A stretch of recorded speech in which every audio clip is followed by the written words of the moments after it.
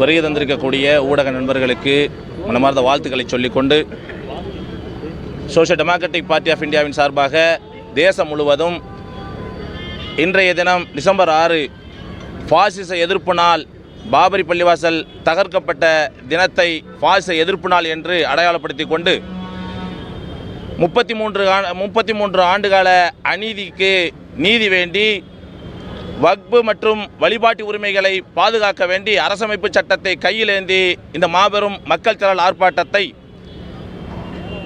கோயம்புத்தூர் மாவட்டம்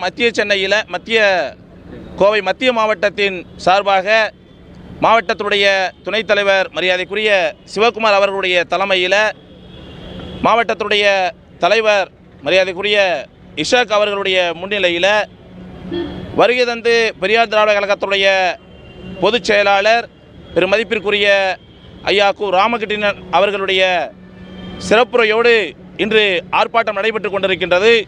இந்த ஆர்ப்பாட்டத்தின் வாயிலாக வக்பு திருத்த சட்டத்தை திரும்ப பெற வேண்டும், முஸ்லீம்களுடைய சொத்துக்களை, குறிப்பாக பாபரி பள்ளியை இடித்ததைப் போல மதுராவில் இருக்கக்கூடிய ஈதுகா மஸ்ஜிதையும் காசியில் இருக்கக்கூடிய ஞானவாபியையும் இன்னும் பள்ளிவாசல்களை தவறான நம்பிக்கையின் என்ற பொய்யான அடிப்படையில் அபகரிப்பதை நிறுத்த வேண்டும்.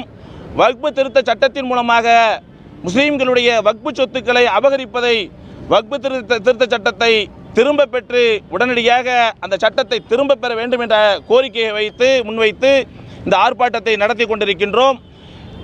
பாபரி பள்ளியுடைய இடிப்பு என்பது இந்தியாவுடைய அரசமைப்பு சட்டத்திற்கு எதிரானது, இந்தியாவுடைய மதச்சார்பின்மைக்கு எதிரானது.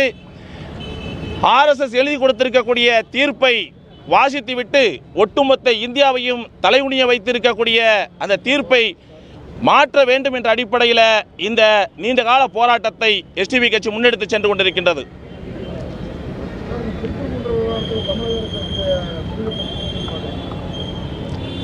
புரியல. தமிழ்நாடு அரசு எடுத்திருக்கக்கூடிய நிலைப்பாடு மிகச் சிறந்த நிலைப்பாடு, மிக தைரியமான நிலைப்பாடு. ஒட்டுமொத்த தமிழகத்தையும் பாதுகாத்து மத நல்லிணக்கத்தை பறைசாற்றிருக்கக்கூடிய ஒரு நிலைப்பாடு. STB கட்சியின் சார்பாக அந்த நிலைப்பாட்டை நாங்கள் வரவேற்கின்றோம், பாராட்டுகின்றோம், வாழ்த்துகின்றோம்.